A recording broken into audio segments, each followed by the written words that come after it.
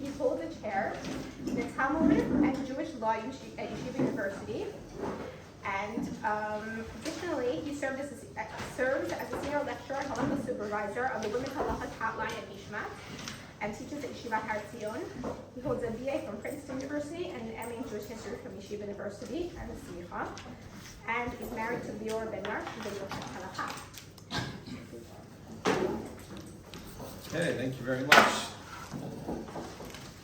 Good morning, everybody. I have Makorot. If someone could volunteer to pass them out.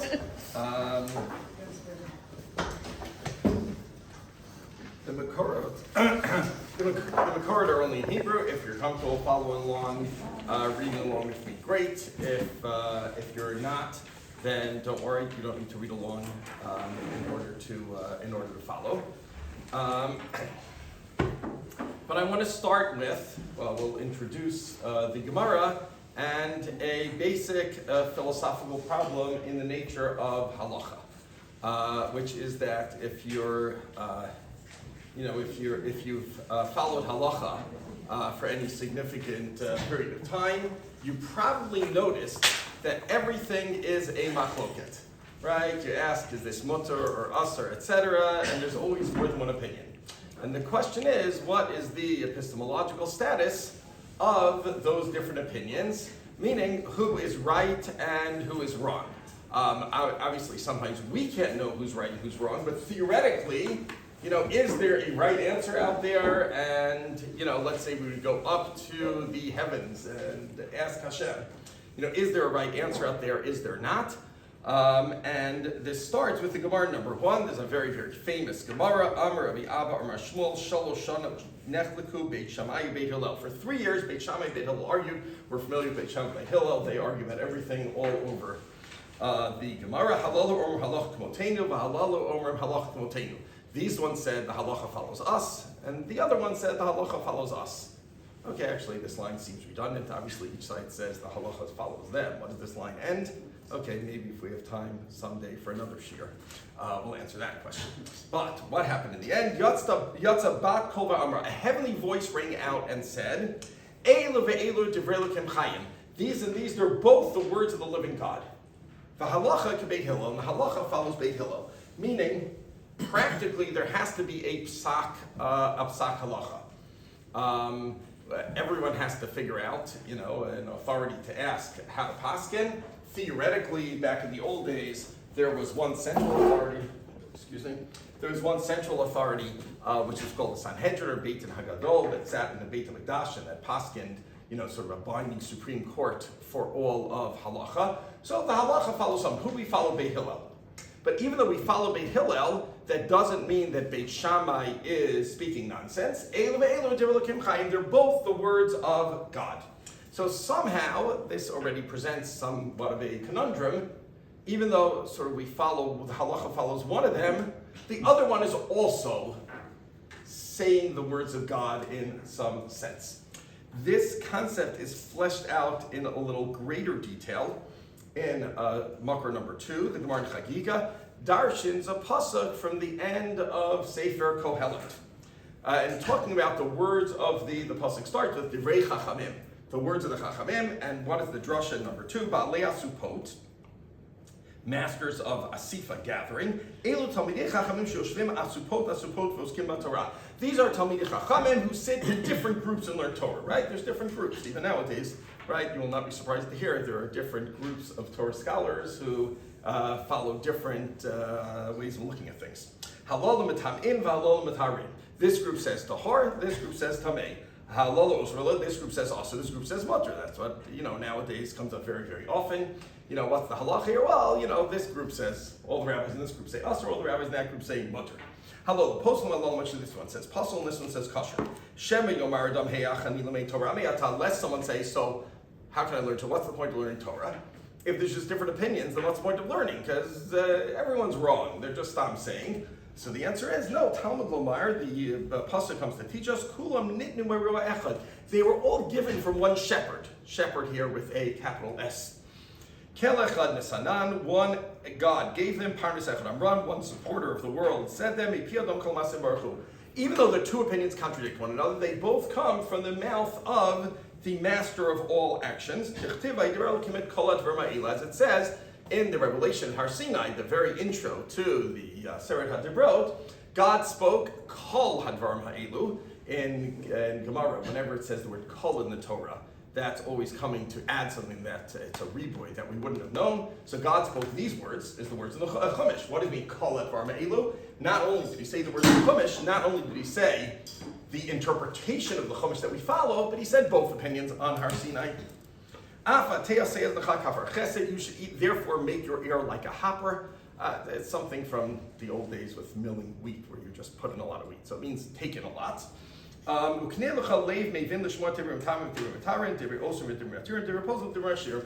an understanding, heart to understand the words of both those who say Torah and Tameh, both those who say Asr and Mutter, both those who say kosher and pasul, meaning the same idea. It doesn't use the exact same words, but it uses almost the same words. They're both the words of God, Kel Echad and Amran. The same God said both opinions. So here we see that in Torah, even if we might follow one opinion, we always have, need respect for both opinions, because both opinions are the words of God in some way that obviously we will try to explain.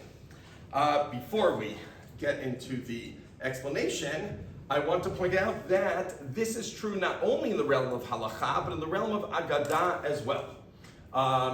Let's say agadah, biblical interpretation, right? There have to be mefarish a certain story in Tanakh, not the halachic parts, the narrative parts. We also say the same principle. And here's a great example, number 3, Dichtiv, Vatizneh alav pilag sho. The famous sad story, Pilegish B'Gavah, started with a guy kicking out his concubine. Why? Because she tizneh alav. And the Gemara assumes we do not interpret this in the simplest way. It doesn't mean that she committed adultery. Rather, it means she did something to annoy him. What did she do to annoy him?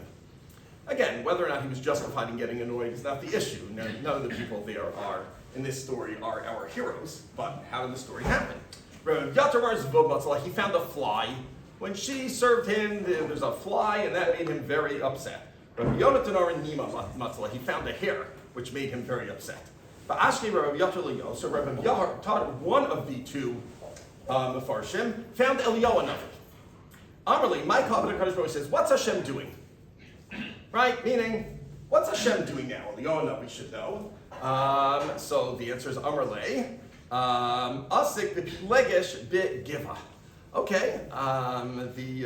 Apparently, in one respect, Hashem is very yeshivish. So what does he do? He learns Torah. What else should he do? In another respect, I guess he's a little less yeshivish because he wasn't learning Gemara, he was learning Tanakh. So HaKadosh Baruch Hashem was up to Sefer Shoftim, and he happened to be up to that story. Great, amazing. My comment says, great, he's up to that story, so who's right, me or Rabbi Yonatan? Amarle, oh, Hashem's learning. This is the pshat of Rabbi Yatar, and this is the pshat of Rabbi Yonatan. He's learning both your pshatim. Amarle chas v'shalom, because fake kash v'chayish. He says chas v'shalom can't be. How can Hashem be misupak? How can Hashem not know the pshat? Obviously, he knows who's right. Amarle answered, Elu ve'elu divelikim chayim. No, they're both the words of Hashem. You're both right. How's v'v matzah v'lo hikpid nima matzah v'hikpid? Really, they both happened in the story. First, he found a fly, but that did not make him mad enough to kick her out of the house. And then he found a hair, and that was the straw that made him mad enough to kick her out of the house. Okay, we won't go into the rest of the details of exactly why he reacted that way. So what do we see? They're both right, because there were two things that she did that upset him. Okay, now here becomes the challenge. When it comes to Agadah, it's a lot easier to say they're both right. In a story, more than one thing could happen, just like in this example. Why are they both right? Because there were two things that set him off and drove him to this degree of craziness. And that's true in any story. There could be more than one. There can be more than one reason why something happened. I'm sure in most stories there's more than one reason why something happened. I don't know. Even nowadays, yes. Why did the husband get upset? Did he get upset? Because his kid, spilled milk all over, all the food in the dishes, etc., or because he was nervous because his boss was pressuring him at work. And the answer is both. That's the nature of life. The problem is that in halacha, it's a lot harder. Because in halacha, what do you mean it's both? The two are mutually exclusive. Let's say we argue whether something's asur or mutar, a modern day case. Let's not politicize it, right? Take a very technical modern day case. What's a machlokes they have nowadays? Chol of Yisrael, right? I don't think that's too political. Probably somebody was going to say, are you kidding? Where I come from, that's all we fight about all day long. But okay, and, that's not one of the most political things nowadays. Can you eat the Hershey's OUD chocolate or not, right? So is Rosh Feinstein right? That nowadays, with the way they supervise the milk industry, that all the milk is kosher, even if it is produced by Goyim? Or is, let's say, the Chelkas Yaakov or one of his opponents correct that no, if the milk is not milked by a Jew, it's treif, and there's no difference nowadays in the old days. Okay, so who's right? They're both the words of Hashem. Okay, but if it's kosher, it's not treif. If it's treif, it's not kosher. It can't be treif and kosher simultaneously. Those are two concepts, two definitions that are mutually exclusive. So how in halacha can they both be right? That's what I want to spend the rest of my time trying to figure out, and we'll develop 3 or 4 approaches to that and see what that means to our understanding of Torah. Everyone asked this question, of course. We're not the first to ask this question. Number 4 is the Sefer Petach Chinayim, which is written by the Chidah. The Chidah, okay, if you haven't heard of the Chidah, then that's because you are narrow-minded and Ashkenazic. Because he was one of the greatest achronim in the Sephardi community in the last couple hundred years. If you go to Har HaMenuchot, which is the big cemetery in Yerushalayim, he has the biggest, building and etc. And he wrote literally. I worked out the math. He wrote a gazillion svarim. And one of them is the Petach Chinayim, one of his many svarim on Shas. And he writes here, he brings up pshat. He doesn't say who he brings it from. I haven't found, he brings 3 pshatim. The other 2 I found the sources are on the sheet. One of them, I don't find the source, so we'll just call it his pshat. He says, says when they say both are the words of the living God, the havu bakamai, havu means they analyze. The earlier Mefarshim analyzed this. How is it possible they're both the words of Hashem? Whoever the halacha doesn't follow did not speak accurately. Meaning one of them is right, one of them is wrong. Sometimes we know, sometimes we don't know. In the case of Beit Hillel, Beit Shammai, we know, because the Bat Kol said halacha Beit Hillel. Sometimes we might not know, but clearly they can't both be right. So, Amar Rishonim, he quotes from the earlier Mefarshim, because light is only recognizable by contrast with darkness. And truth is only recognizable, understandable, by contrast with falsehood. Likewise in this matter, you can't understand something in a settled fashion by itself, except only by comparing it to its opposite. Therefore, Hashem told Moshe literally both opinions. Those say innocent and guilty and all, etc. opposites. Because out of the wrong logic, you can build up the right logic. That's his first answer. That he quotes. I don't know who he quotes it from, so we'll call it the Chidah's pshat. What is he saying here? He's saying here that really one pshat is 100% right. And the other pshat is 100% wrong. Let's go to Beit Hillel and Beit Shammai. Beit Hillel is 100% right, Beit Shammai is 100% wrong. What does it mean they're both the words of God? Hashem on Har Sinai told Moshe both of them. Why would Hashem tell Moshe both of them if one is right and one is wrong? Because to learn the right pshat, you also have to learn the wrong pshat. I use this trick sometimes in yeshiva. If a guy says, I have a big chiddush, and he tells me his chiddush, and I don't know if he is, that happens to yeshiva sometimes, is he actually saying some tremendous chiddush, or is he just found some jargon words and stringing them together? So it's very easy. I say, okay, what's the other option, and why is your option right and the other option wrong? If a guy tells me something and can't tell me what the other option is, then he clearly doesn't know what he's talking about. He's just stringing together jargon. If the guy says, no, you could have said this, but I'm saying this, and here's why, then when you're taught to understand something, you always need to first say what the other option was, and then understand what your option means. And that way you really understand what you are talking about. Actually, I'm a Talmud of Rav Lichtenstein, and he always used to do this in Shir. Whenever he wanted to analyze a certain Shita, he would always start with the opposite Shita. And and it was like this, classic, classic methodology. He would say, the other Shita has to hold A and B. We disagree. If you remember high school, the opposite of A and B is not A or not B, right? Is it because he's right about B but wrong about A, or he's right about A, wrong about B, etc.? You always understand something better if you try to figure out why and how it differs from the other alternative. So that is what the Chida is saying.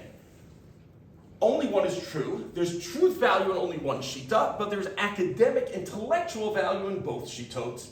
The Rav Soloveitchik said once, he said, in somewhat of a similar vein, he says, if you learn Beit Shammai, you're still doing the mitzvah of Talmud Torah, even though their pshat is wrong. Okay, why? Because to understand the truth, you have to understand both options. So I would say what the Chida is doing here is minimizing the significance of Elo ve'elo divrei Elokim mechayim hein. It doesn't really mean they're both right. One of them is right, one of them is wrong, but they're both intellectually, academically useful. Okay, that is a minimalistic shot. Let's go to a second shot. The second shot is number 5. Okay, those of us from America have no doubt heard of Rav Moshe Feinstein. Rav Moshe Feinstein published a Sefer Igros Moshe.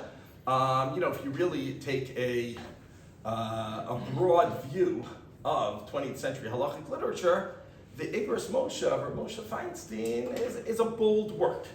Okay, people pointed that out, some politely, some less so. But it's a bold work with a lot of, radical chidushin. I don't mean politically radical, but intellectually radical chidushin. And he has a very, very long hakdama there, where he writes that he was a little reluctant to publish his tshuva. What he did was, every time he got a question in writing, he would write 2 copies. I don't know if he used carbon paper or he had a secretary copied over, and he would always write 2 copies. One he would send to the questioner, and one he would keep in his files. A lot of Rabbanim did that in the last 1,000 years. That's how we have published Shut. So he wasn't sure, should he publish it or not? It's one thing, someone asked him a question, he answered the question, so Beseder, he did his best, as it were. If he goes up to Shemayim after his 120 and Hashem says, Mrs. Goldberg asked you a question and you got it wrong, he'll say, well, she asked me a question, I had to answer, and I did my best. Seder. Okay, but he said, if I publish it, then thousands of people will read it. And what if I got it wrong? And what's my excuse? I didn't have to publish it. So he said he was nervous at first, and then he thought of various cases in the Gemara where there are shitas that we don't paskin like, and nonetheless, whoever followed them was not held responsible. Right? There's a shita of Rabbi Eliezer, famously in the 19th parak of Masechet Shabbat, who says that we know if you have a bris milah on time, you can do it on Shabbos, even though it involves surgery, but you can't prepare the bris milah on Shabbos. You can't sharpen the knife on Shabbos. And he held, not only can you sharpen the knife on Shabbos, you can even manufacture the knife on Shabbos for a bris milah. Meaning preparation of bris milah over on Shabbos, and in his town they actually did that. So they would fire up the furnace and start smelting iron if they had a bris milah on Shabbos. And the Gemara reports that they were all rewarded with long life and other rewards. Even though they followed the wrong halacha, somehow it was okay. So Moshe says, okay, we see from this that if you, obviously, if you just make something up from thin air, then that's not going to be okay. But if you follow the right procedure and you come up with the wrong halacha, then not only does Hashem not hold you responsible, he gives you full credit. And he summarizes, number 5, let's read inside. And what he said is why there are 2 types of truth. He divides truth into 2 levels. Now here's his great answer to the philosophical problem. Can 2 opposite things both be true? So he says, it depends what you mean by truth. If you mean theoretical, intellectual truth, then no. If something's usher, it's not mutter. If it's mutter, it's not usher. That's a theoretical question. But if you mean practical truth, which may be more the English word legitimacy, practically they can both be truly legitimate. One person can say usher, one person can say mutter, and for practical purposes, they're both right because you don't have to be really true, you just have to be practically legitimate. And therefore he says there are two kinds of truth. He says ha'emet lehora'ah, the truth for practical purposes. Hora'ah is paskening. When it comes to the practical truth, that's not in heaven. Right? Another way of saying this, earthly truth and heavenly truth. Heavenly truth is real truth. If A is true, then not A is false. If not A is true, then A is false.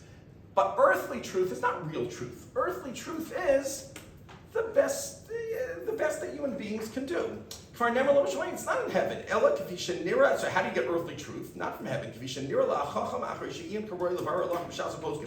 What about a proper Talmud Chacham thinks, after working hard to clarify the halacha in the Gemara and the Poskim, Kvikocho, with all his might, with proper seriousness and fear of heaven, the Nirolosh Genub Sakadin, someone like him, right? He worked the hardest he can. He had the right attitude. He took it seriously. And he seemed to, and this is the conclusion, what seemed a valid psak is the practical truth, and he's obligated to pass this way, even if be'etzem really, Gali Klapi Shmai, revealed in heaven, She'enu Kina Perish, that's not the right interpretation. In heaven, there's only one truth. But down here on earth, even if you got it wrong, that's true for earthly practical purposes. And that's why it said that both words are the words of the living God. Since it seems to him that the interpretation is like he paskin, there's no obvious contradiction to his words, and he gets rewarded for his psak. Even though the real theoretically truth is not like he interpreted, where Moshe says there are two kinds of truth. Heavenly theoretical truth, they can't both be right. How can you both be right? Only one can be right. Hashem has an opinion, and his opinion is one way, Beis Hillel. But for earthly purposes, they're both qualified poskim, then they're both true for practical purposes, because practically we say, Lo b'shamayim, Hashem does not expect us to be in heaven, we work down here on earth, and as long as we're doing the best we can down here on earth, they're both true. So they're not both the theoretical words of God, but for practical purposes, they're both the words of God, because he told us to follow the system, do the best we can. So if we follow the system, do the best we can, we are doing his words. Even if we didn't get it right, we're still following his system, right? I can imagine. If I'm following the Constitution, even if I might have, not had the right shot inside in the Constitution, but I'm following all the rules of what Congress does, what the Supreme Court does, etc., then I'm following the Constitution, even if I got the wrong shot, because I'm following the right procedure. And in that respect, it's the words of God. Okay, what Rav Moshe Feinstein does says, there actually is, right, the Chidah says, there is no such thing as pluralism. There aren't two opinions that are both right. They're just intellectually useful. What Moshe says is, there is pluralism on an earthly practical level, but not on a theoretical level. Theoretically, right is right, wrong is wrong. But practically, the practical truth is not the same as theoretical truth. The practical truth has to do with following the right procedure and trying to achieve the right goals and having a legitimate way of coming to conclusions. That is true enough for practical purposes. What they have in common, these first two pshatim, is theoretically, there's still only one right answer. And I want to contrast that with the Makar number 6, which is the pshat of the Tosfos. I know number 6 doesn't say Tosfos, it says a Ritva. The Ritva is quoting what he calls the French rabbis. The French rabbis are what we call Tosfos, who are published, on the outer margin of the Gemara page. It's actually, if you want to look it up at home in your handy-dandy Vilna Shas, you can actually find this not in the regular Tosfos on the right hand of the Gemara page, but in the small font all the way on the side of Maseches Edrios. There's something called Tosfos Shans, and at the end of the first parak, he says this. But that was only published 100 years ago. That's not well known. The Ritva is the classic source for this. Says the Ritva number 6. The French rabbis asked, Hey, he was Spanish, but the French rabbis asked, how is it possible they're both words of God? One says usher, one says mutter. They can't both be right. Very true, so they answered. Moshe went to the heavens to receive the Torah. Herulo, they showed him, they being the plural, the angels there. Al kol davar davar, in every matter, mem tet panim le'eser, 59 aspects of Isser, 59 ways to say usher. Mem tet panim le'heter, 49 ways to say mutter. 49 is a big number in Kabbalah. Everything in heaven happens by 49 because it's 7 times 7. So, what happens? Moshe went up to Shemayim, and he got the Torah. He said, okay, this is the Torah. But it's Sachakol, a pretty short book. It doesn't address every case that will come up. What happens in this case? What happens in that case? What does this pasuk mean, in this situation? And they said, well, you could argue this way, you could argue that way. And 49 malachim said, here's different ways to argue that it's mutter. 49 malachim says, here's different ways to argue that it's aser. And Moshe wasn't sure what to make of all this. Basically he said, I know you could, if you're clever, you could say whatever you want, but what's the truth? So he stepped it up. B'shala Kadosh Baruch Hu, and he asked Hashem.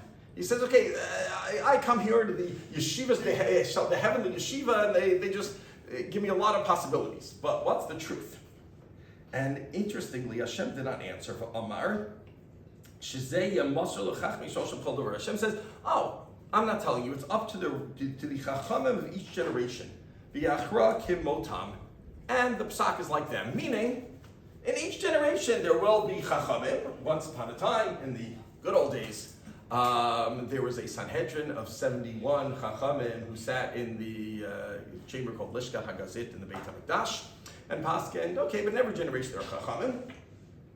Let the chacham each generation vote or try to figure it out, and whatever they say, that's the halacha. Basically, Hashem did not give an opinion. And the Ritva concludes, V'nachol lefi hadrash, this is correct philosophically, and Kabbalistically, there's more Kabbalistic secrets, which we won't go into now, but if you want to on your own look at some of the Kabbalistic secrets that he's referring to as recorded in later generations, you can look in the Hakdama of the Maharshal to his Sefer Yam Shel Shlomo, where he discussed this from a Kabbalistic perspective. And I hope you will find that what he says from a Kabbalistic perspective will jive with some of what we'll say in the second half of the Shir from a non-Kabbalistic perspective. But in any case, leaving Kabbalah aside, coming back to the philosophy, what he seems to be saying, right, at first glance, is that there actually is no truth even up in Shemayim. Hashem doesn't have an opinion. There is no real truth. Hashem says there are possibilities. Now, just to be fair, there is real falsehood. It doesn't say here every possible opinion that anyone on this, of the 8 billion people on this planet has about anything is equally valid. This is only opinions within interpreting the Torah. Someone has an opinion that they're an atheist, so that is not religiously valid. But within interpreting the Torah, if there are 2 ways you could paskin, the Ritva seems to be saying that Moshe went up and Hashem said, yeah, actually both of them, I'm not expressing an opinion. This seems to be saying there is no real truth out there. Again, at first glance, there is no real truth out there. If we then put on the board, what are our different Pirushim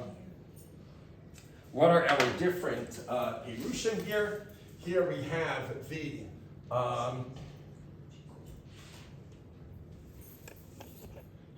the Chidah, that was the Petach Einayim. The real truth is only one truth.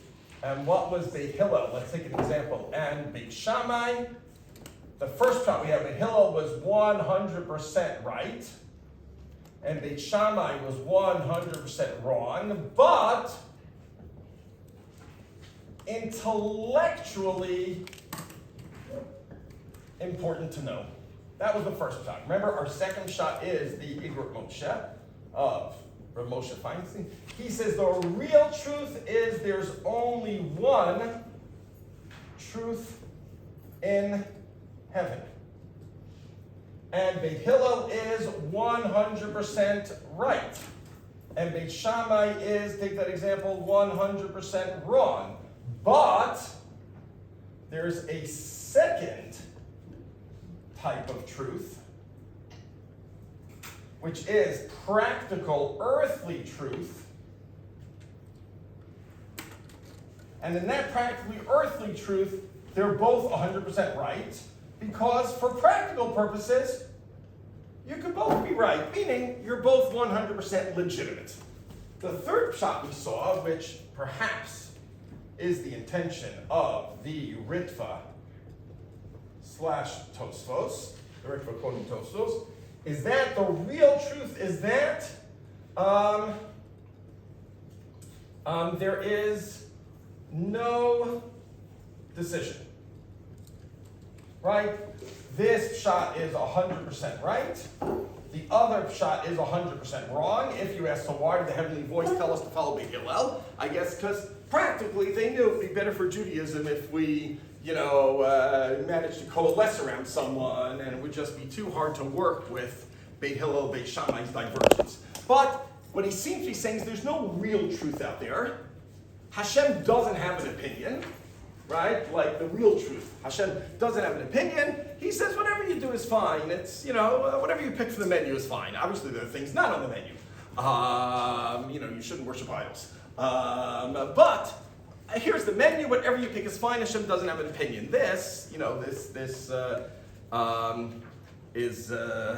exceeds the bounds of the time we have today, but this created big philosophical challenges, which a lot of the Achronim dealt with, such as there's a big tshuva b'chavod yar about this. How can Hashem not have an opinion? Like, I'm human. If you ask me, which is better, this or that? Not just like chocolate or vanilla ice cream, because like that's just, they're really the same. It's just, it's just I like it, you like it. It gives me a real opinion. I don't know, like, what's a better military strategy for, not into politics, what's a better military strategy for Ukraine, right? Should they attack this way or should they attack that way? What's a better economic policy, for Japan? Should they raise interest rates or lower interest rates? I will probably tell you, I don't know, both possibilities are equal to me because I have limited intelligence and there's a lot of things I don't know about the world and I'm only human, so how do I know? They both seem reasonable to me, so pick whatever you want. But of course that's because I'm human and limited and finite. But Hashem is infinite and all-knowing. So if there are two possibilities, shouldn't he know which one is better? Is it coincidentally just every single machloket happens to be an exact tie in the philosophical realms, and therefore they're all equally good? That seems like a little bit too much to assume. Right. Can you say that mitzvot are ultimately about us genuinely trying to build a relationship with Hashem? So therefore, if you are genuinely trying to build a relationship with Hashem Amazing. in different ways, what does he care? That is exactly what the Drush at Haran says about a very parallel issue that Chavigar brings down. All right, you're referring to Plato's Chakira in the Euthyphro, right? Exactly. Which is again, it's beyond what we're going to discuss now, but we know, meaning you don't need to go to Plato. You can also find in the Rambam's Nor Devuchim, that was what everyone talked about in his days. In his cultural milieu. But Plato asked the famous question, are mitzvos good because Hashem commanded them?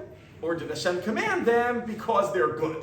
That is a very, very deep question, which is, obviously we can't just stick in for 30 seconds here, but it does have to do with this, and the Rishonim and Achronim pointed that out. If you say that it's not that God commanded them because they're good, but they're good because God commanded them, then it makes sense that he wouldn't have a preference. As long as you're doing what he commands, what does he care which way you take?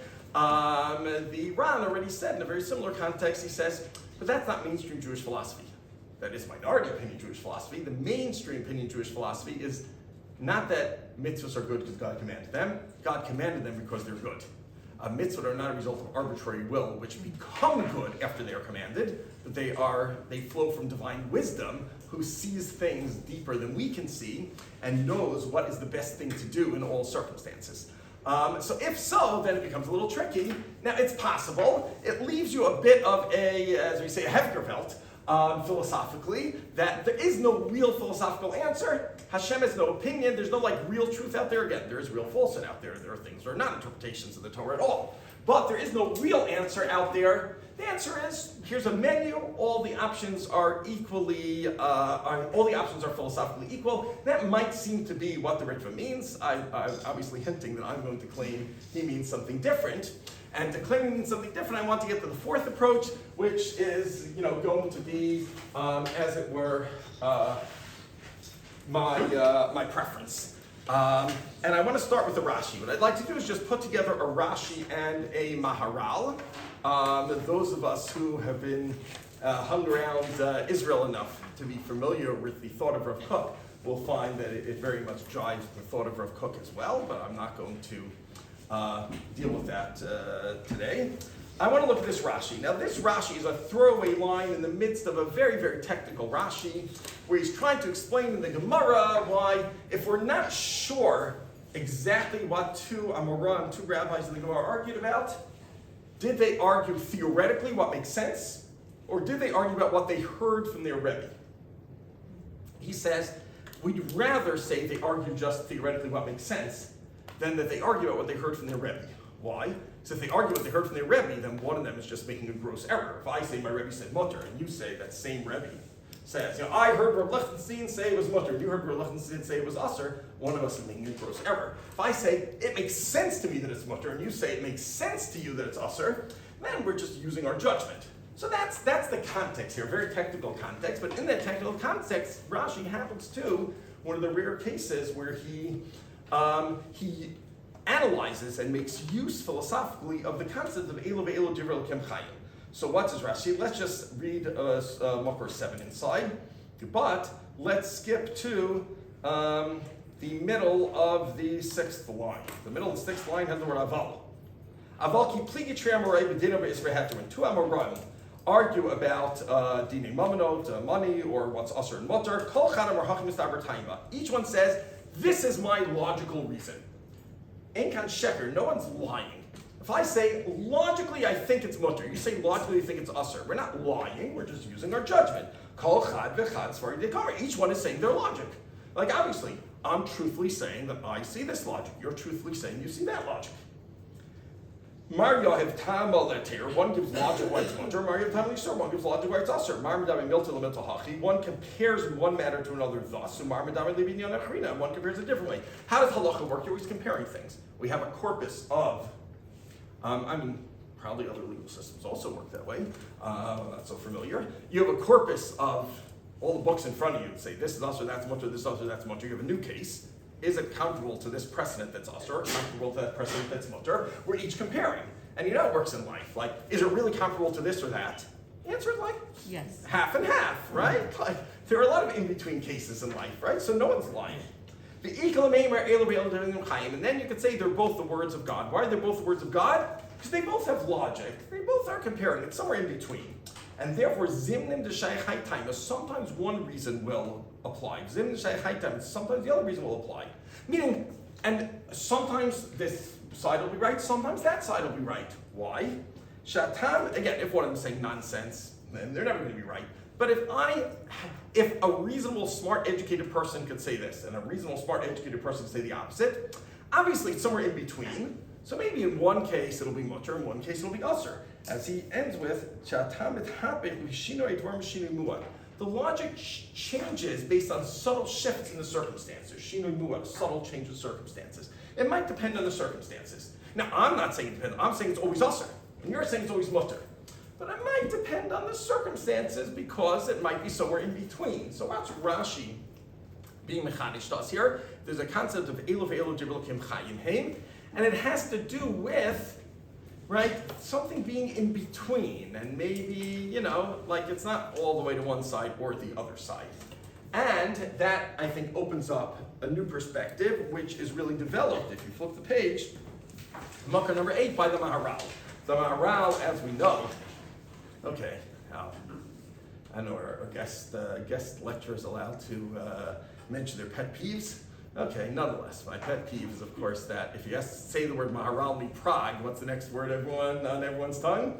The golem, right? And so I have a friend, Shneur Leim, a very chashuv scholar, who actually did all the historical research on golems. You could find in old historical books, like this rabbi made a golem, and this Makovel made a golem, etc. We're not talking about whether you believe in golems or not. That's your personal business. We're talking about history. There are historical records of golems. You can believe them, not believe them. They're historical records. And you pointed out that there are dozens and dozens of gedolim who their historical record that someone in their generation said they heard that they made a golem. The Maharal Prague is not one of them. There's no, I'm not talking about whether you believe in golems. There's just no historical record. He lived 500 years ago almost. There's no historical record from 500 or 400 or 300 or 200 years ago of any book that says, oh, the Maharal was so great, he made a golem. There are books of other people who made golems. Not the Maharal Prague. It was basically just, the Maharal Prague was a famous name, so 100 years ago someone decided to write like fiction books for kids about a golem and picked the Maharal Prague for his fictional book, and because he thought that it would sound good, and Prague was an exciting sounding place for golems, and since then people think he made a golem. But he actually did not make a golem. Maybe 100 other people did. There's books about it. You could believe it or not. But he didn't. Why does that annoy me? Not because I care who anyone believes made a golem or not, but because, maybe there's someone else in history who the only important thing they ever did was maybe make a golem. But you shouldn't remember the Maharal for making a golem, because the Maharal was one of really the greatest Jewish philosophers of the early modern era. He was also a halachist, but he was more famous. He was really a tremendously accomplished Jewish philosopher. I'm not saying that all of his philosophy necessarily speaks to where we're holding nowadays, but I'm saying that much of it does, which is, not a simple accomplishment. And he dealt with all the classic philosophical issues plus more, and always had, even though he came after, thousands of years of Jewish philosophers who preceded him, he more often than not had what to add, which is, again, not a simple accomplishment. So hopefully from now on, when we hear the Maharal Prague, we'll think a little less of the golem and more about how he was really one of the greatest minds in Jewish philosopher, certainly, within hundreds of years of his time. And here he tries to figure out why there's machlokas in halacha. And probably this is all we'll get to read on the sheet at the beginning of 8, because our time is going to end soon. But he says, V'amar Balei Asupot. He's dealing with the Gemara in Makar number 2 from Chagiga. He actually says in the end that he finds a subtle difference between the Gemara and Chagiga in Makar 2 and Makar 1. He thinks that the phrase Elu v'Elu Tivelakim Chayim Hein means when there's an exact even match, while the phrase they're both said by God in Makar 2 is when there is an uneven match, but that's not important for us now. V'amar Balei Asupot. Perish ki efshar she'yadam chacham el derech echad. It's impossible that all Torah scholars see things the same way. Why? It's impossible they not have machlok between them because they have different minds. Here is already a big finish. Is machloket in halacha a bug or a feature? Probably for most of our lives we thought it was a bug. Things should be clear, but we're human beings and we make mistakes, so we got machlokas because one guy made a mistake and the other guy didn't make a mistake. So we might have thought machloket is a bug. There are many people out there who think machloket is a bug. Says the Maharal, no. Machloket is a feature. Why? You know why there's a machloket? Because people have different brains. Now let me ask you a simple question. And whose fault it is that people have different brains and we don't all think alike? Hashem. The answer is Hashem. He made us that way. Chazal mentioned in many places, just like our faces are different from each other, Hashem made our brains different than each other. Hashem made us all think differently. Could he have made us all think the same? He could have. Life would have been very different. But he decided to make us all think differently. So Hashem made us all think differently, and naturally, if we think differently, we're going to get to different halachic opinions. That's not a bug. That's how he built the system. Why would he want to build the system that way? It says, Ki kol davar v'davar, here's the key line, Everything in the world, it's impossible to not be more than one aspect to anything. Basically, we don't live in a simplistic world of black and white. We live in a world of complexity. He's not talking about halacha here. The world itself is complex. Everything has two sides to it. And we can imagine this, right? Forget about halacha for now. He's just talking about the world. If I were to ask you, I'm not going to pick a real person, so as not to get into politics, a fictional character of some sort, from a book. Is she a good guy or a bad guy? The answer, again, not a children's book. If it's a good work of literature, answer is this character good or bad? The answer is, well, both. They have different sides to them. And, I'm sure that's true of people we know in real life as well. All the interesting questions in real life, the real answer is, well, there's two sides to it. Life itself is complex. Before Hashem gave the Torah, life itself is complex. Everything in the world has two sides to it. We live in a world of complexity. People would prefer to live in a world of simplicity. Some people try to pretend they live in a world of simplicity, but we really live in a world of complexity. Even if something is tameh, it has to have some aspect of tahor. And if something's tahor, it has to have some aspect of tahor. If something's good, it has some bad aspect. If it's bad, it has some good aspect.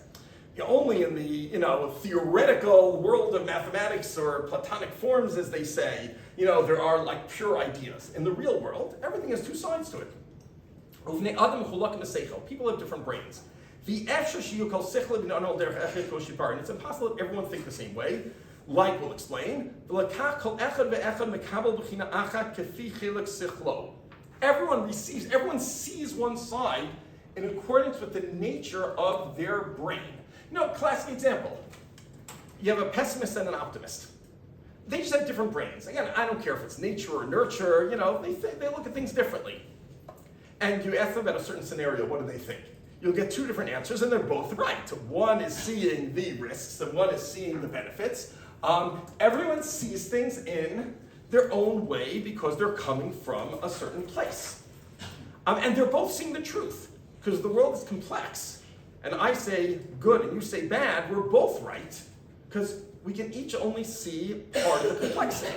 Now, I could try to be a sophisticated person and see both sides, but still I'll be limited in terms of how much I can do that, because I'm only a human being. That's why the drasha called them gatherers. Ritzonim lomar, they mean to say, they sit in groups and learn Torah, they have different brains, they get together. When they get together, you have all the different opinions, which are all the different aspects and facets of reality. When he's trying to say, maybe we won't read more inside because we have limited time, take it home and read more. If you want, you can email me. I'll send you the longer 8-page version of the Makorot if you're bored and have nothing to do. What he's saying is this. Imagine, I'll give you a parable. I am an all-powerful emperor, and I want to, but not all-knowing. And I want to know what's the best thing to do to run my empire. So what I could do is find the smartest guy, and I'm not so smart, I'm just all-powerful. Find the smartest guy, hire him as an advisor, and follow him. But he's still only a human being. So what would be the best plan? Get a council of people who think differently. Give them the question, have them sit and debate. First, they'll fight it out with each other intellectually, and if someone just made a mistake, they'll winnow out that mistake. And they'll be left with all the real logic. And then they'll give me a report of each person and how he sees it. And with that report, I'll be able to have some grasp of the true complexity and the different sides of the issue, and I'll get the closest I can to a full understanding. And basically what he's saying is that's how halacha works. The world is complex. In a complex, Hashem didn't give us a kindergarten level halacha for a complex, sophisticated adult world. He gave us a complex, sophisticated halacha for a complex, sophisticated world. How did he do that? What was his plan? It's not a bug, it's a feature. He said, here's the halacha, it needs a lot of interpretation. What you should do is, everyone have your own interpretation, fight what they call the milchamta shel Torah, the war of Torah. Why do you need to fight a war of Torah? Because if someone just made a mistake, then we have to winnow that out. And then you're left with only the intelligent opinions. And then you'll still have more than one opinion. That more than one opinion deserves to be there. Like Chazal said in Pirkei Avos, machlok l'shem shamayim sofa l'skayim should stay. Because if there's more than one opinion among smart, educated, good Torah scholars, That's because there's more than one aspect to the truth. There's more than one side to reality. And then what you'll have in the end is the real answer. And the real answer is the putting together the different facets of the issue. And so the truth is that they're both right, but, and here's sort of the chiddush of the Maharal.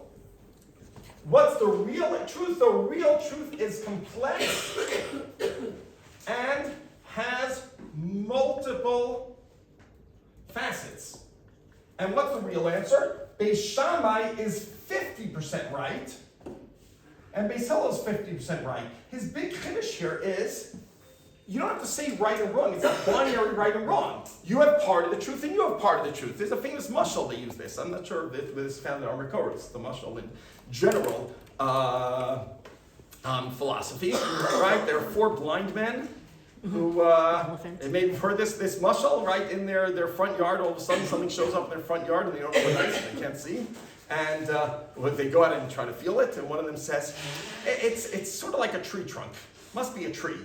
The other says, no, it's like a fire hose. Must have installed a fire hose. The other one says, no, it's like a little vine, like, some grapevine must have grown or something. The other says, no, it's like a big wall. They must have built another apartment. And obviously, if they were foolish blind men, they would just fight and come to blows. But if they're sophisticated blind men, they'll sit and think and realize an elephant is in front of their house. And one of them felt the side of the elephant, its body's as big as a wall. One felt the legs like tree trunks. One felt the trunk like a fire hose. And one felt the tail, which is like a vine. Meaning, we are all blind men compared to objective knowledge, compared to the objective truth. And we all see part of the issue. Why? Because our brains are only programmed to see one facet. Like, it's a gem with different facets shining, and each of us is looking for another angle, so we see another facet.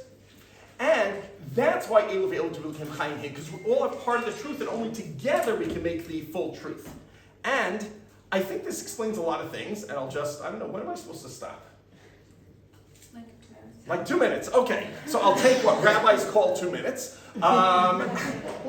and just see what this means to us and leave you with some food for thought. Number one, I think this explains a lot of history. For example, if you know anything about Beit Hillel, Beis Shammai, Beis Hillel was always, anyone want to help me out here? Lenient. They were always making on. Beis Shammai was always machmir. They were always strict. Why is that? So, bad historians will say, well, because no one actually cares about the halacha. They just use it for their agenda. And Beis Hillel had a political agenda of being lenient because they wanted the masses, etc., etc. And Beit Shammai were elitists and had a political agenda of being strict. Okay, that is not only an irreligious way of looking at things, it's not really a good historical way of looking at things either. That's not how things actually work historically. Okay, but the problem is it's overcompensation, right? So if you walk into, your average yeshiva in Bnei Brak and say, well, what's the real truth? They'll say, no, chas v'shalom, no one had an agenda. They just learned the sugya objectively. And it coincidentally happened to be Beit Shammai was always machmir and Beit Hillel was always mekel because they were learning without an agenda. That's also ridiculous. How can it be that one was always machmir, one was always mekel, coincidentally? The real truth is what the Maharal says. They didn't have an agenda, but they had a perspective. The difference between agenda and perspective, agenda means I'm not looking for the truth. I'm just using it for my agenda. That's silly. Perspective means I'm looking for the truth. But everyone sees the truth differently based on their perspective. Perspective is the Hebrew word hashkafa, where I'm looking from. Basically, there were spiritual pessimists and spiritual optimists. The spiritual optimist always saw why everything was okay. That was just how he felt. And he joined Beis Hillel. The spiritual pessimist always saw everything was terrible. And that's how he felt, and he joined Beit Shammai. And when they objectively learned up the sugya, one always came to the conclusion of usur because that was their perspective, that was their brain. And one always came to the conclusion of mutter because that was their perspective, that was their brain. I mean, it explains historically why you have schools of thought, without saying it's coincidence, which is silly, without saying that it's an agenda, which is childish. No, it's called a perspective. We all have different perspective, and whose fault is that? It's Hashem's fault.